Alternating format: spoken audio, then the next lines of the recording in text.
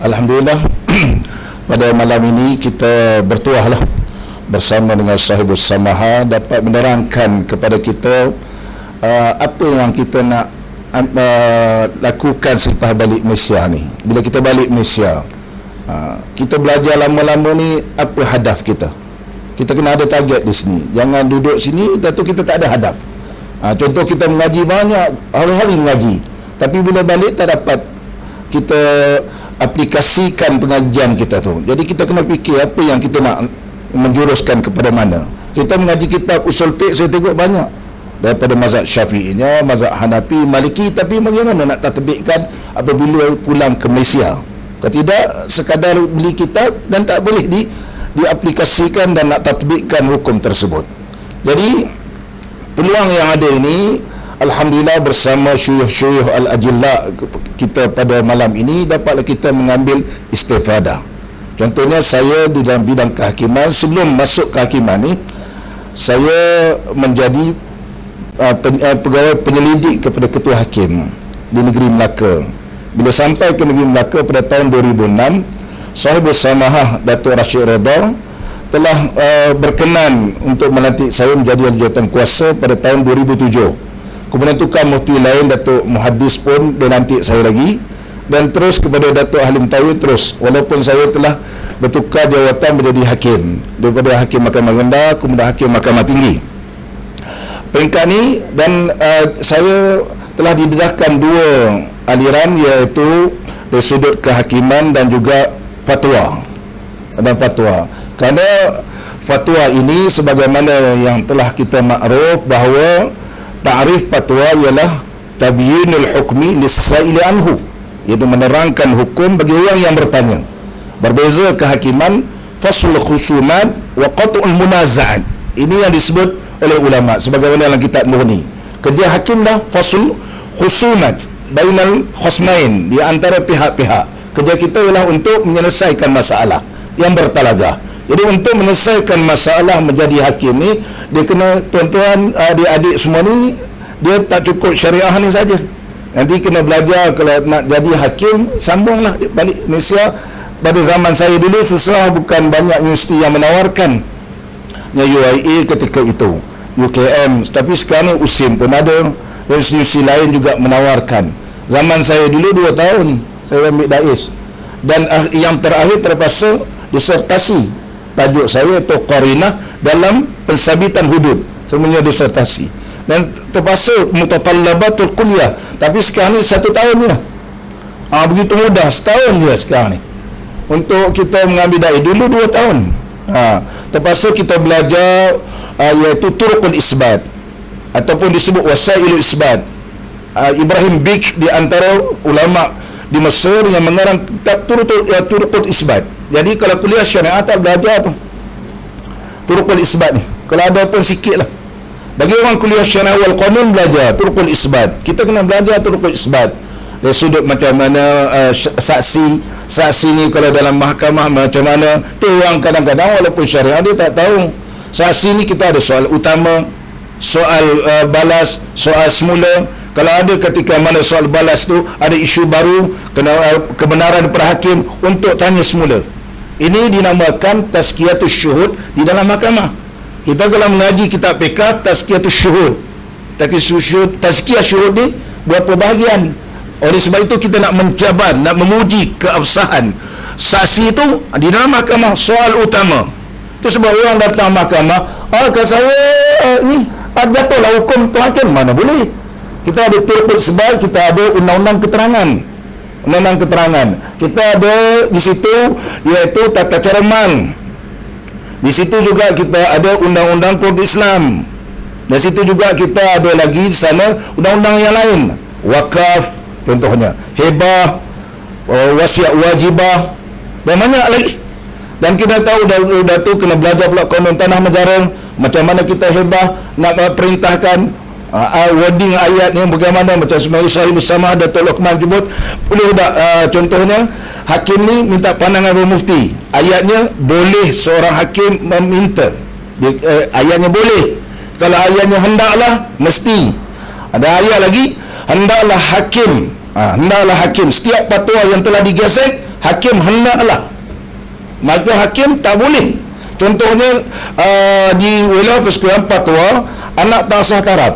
Anak tak sah taraf iaitu sama ada ia lahir selepas 6 bulan Qamariyah ataupun kurang 6 bulan Qamariyah tapi mengaku anak zina, fatwa wilayah persekutuan tak boleh sah. Jadi kami hakim-hakim ini di wilayah persekutuan akur kerana ayatnya hendaklah. Ini perbezaan kita mengaji kitab turas dan juga bahasa undang-undang. Bahasa undang-undang. Bagaimana nak implikasikan tentang usul fiqh. Contohnya kita mengaji kitab mahalli berkaitan dengan mut'ah. Lain kalau bersetubuh tak bersetubuh kan. Tapi kalau undang-undang setiap perceraian mesti dapat mut'ah. Kerana kita mengaplikasikan kaedah iaitu jama' apabila masuk alif lam dia memberi masuk umum.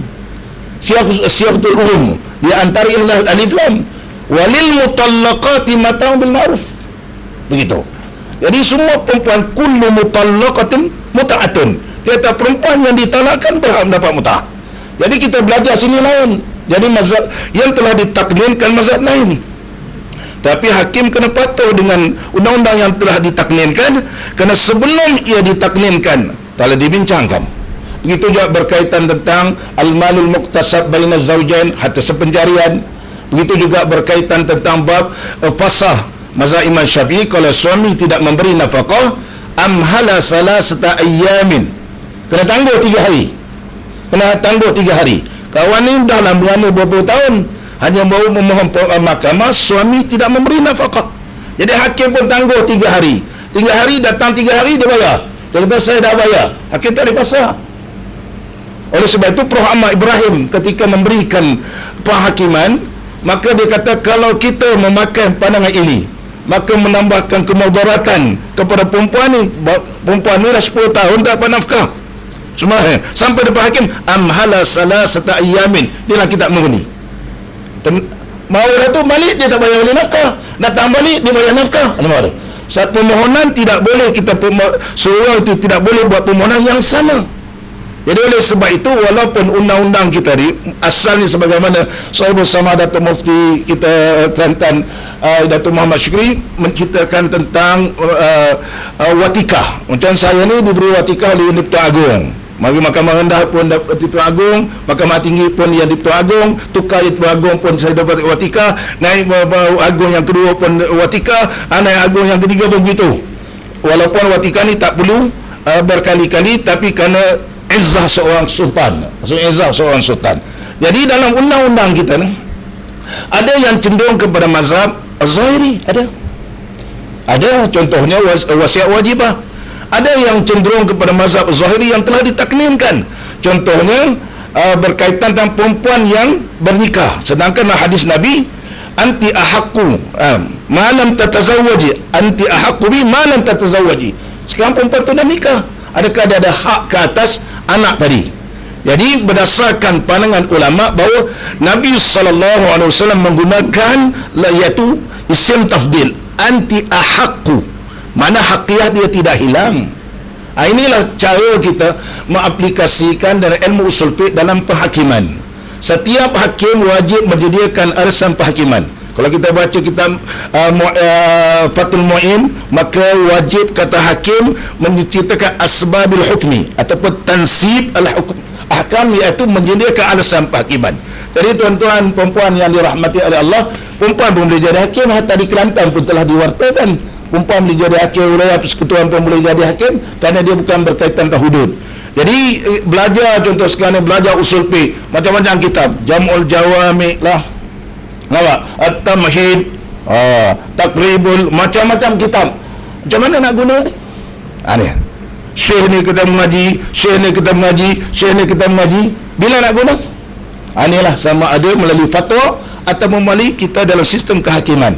Jadi ketika menyediakan alasan penghakiman, kita huraikan di sudut ini amar, ini nahi, ini am, ini khas, ini mutlak, ini muqayyad.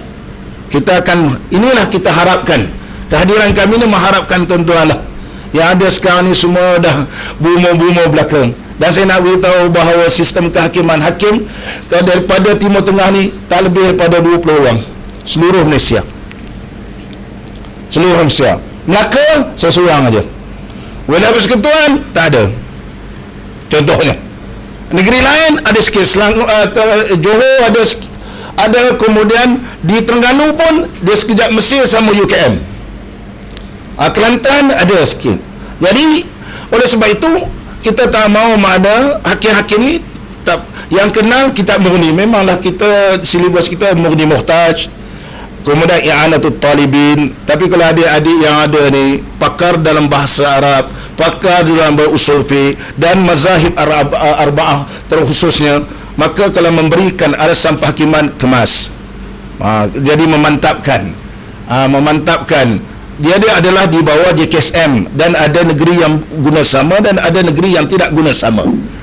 Jadi kami di JKSM iaitu pertubuhannya pada tahun 1 Mac 1998. Pada masa itu hanya 15 jawatan sahaja ada. 15 jawatan. Pada tahun 1999 barulah ada 91 jawatan. Pada tahun 2000 hingga 2020 pejawatan 76 pejawatan bagi JKSM, dan hantarlah ke negeri-negeri. Ada yang jadi hakim. Saya nak jadi hakim, tidak terus jadi hakim, kena melalui banyak proses. Sama ada jadi penyelidik ketua hakim, kemudian ataupun penyelidik hakim mahkamah tinggi, habis penyelidik mungkin tukar jadi pegawai sulh, dan pegawai sulh bertukar pula jadi bahagian sokongan keluarga ataupun bahagian-bahagian yang lain, ataupun menjadi peguam, iaitu Jabatan Bantuan Guaman, ataupun pergi kepada pejabat LA undang-undang. Jadi apabila sudah memenuhi proses yang lama, paling kurang untuk jadi hakim mahkamah rendah paling kurang lah itu hampir 10 tahun baru naik. Walaupun dah dapat grade 44 ke, dia tak naik lagi sebab tak melalui proses ni. Supaya mereka ini hadam berkaitan tentang enactment, hadam yang berkaitan tentang akta, dan tu bagaimana kita nak perbicaraan. Bicara ni bukan datang-datang terus begitu dah. Kita kena belajar pula saksi macam mana, qarinah dalam undang-undang keterangan ni panjang pembahasan qarinah.